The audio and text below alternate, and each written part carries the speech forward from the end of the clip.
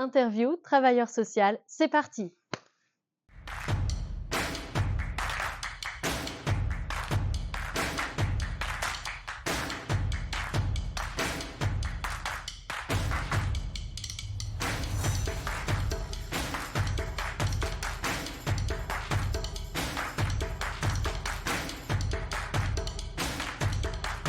Le travailleur social au sein d'une CAF accompagne exclusivement les familles avec enfants faisant face à un risque de vulnérabilité, tel qu'une séparation, le décès d'un enfant, le décès d'un parent, un impayé de loyer, être victime de violences ou être une famille monoparentale.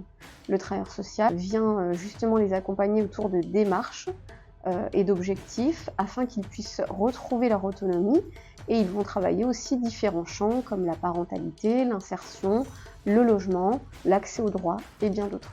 L'objectif est d'accompagner les allocataires suite à un événement de vie fragilisant leur équilibre familial en suivant le cadre institutionnel. Au niveau individuel, je mets en place des accompagnements sociaux globaux en fonction des besoins des familles.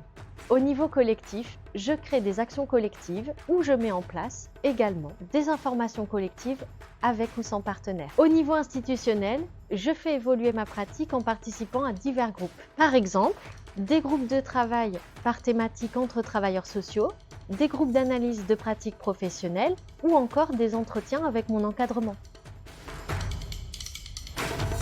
Pour être travailleur social au sein d'une CAF, il faut avoir le diplôme d'État d'assistant de service social ou bien le diplôme d'État de conseillère en économie sociale et familiale.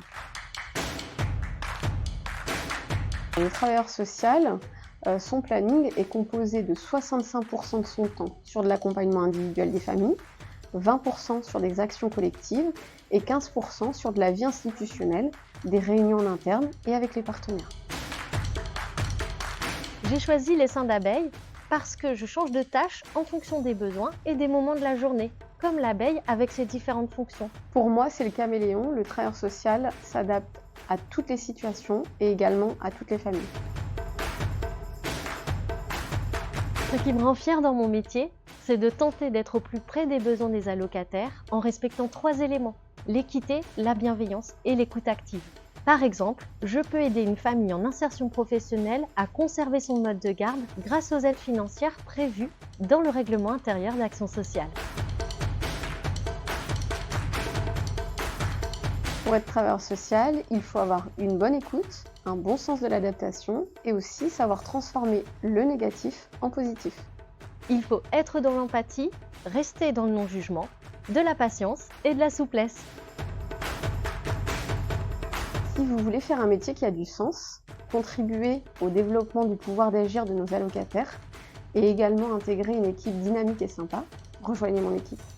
Rejoignez-nous si vous voulez vivre une expérience professionnelle épanouissante dans une institution qui vous forme à votre arrivée et tout au long de votre carrière. Vous aurez des collègues solidaires et une responsable bienveillante.